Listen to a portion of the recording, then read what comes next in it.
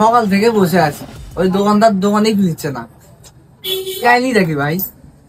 ভাই তুমি জানো না, তুমি তো কোম্পানির 1 লক্ষ টাকা কিসের থেকে 2 লক্ষ টাকা উঠাই নিয়ে পালাছে।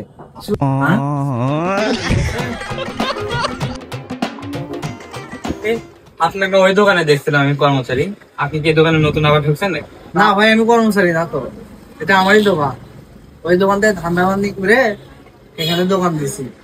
তাহলে শোনেন, ওই বছর ধরে ঝাড় দেয়নি এগুলো।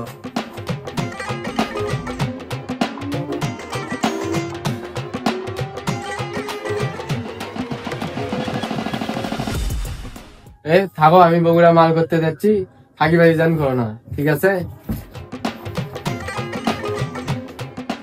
শালা ভালোই ঠান্ডা মান্দা আজকে সেই হবে সব আউটকে।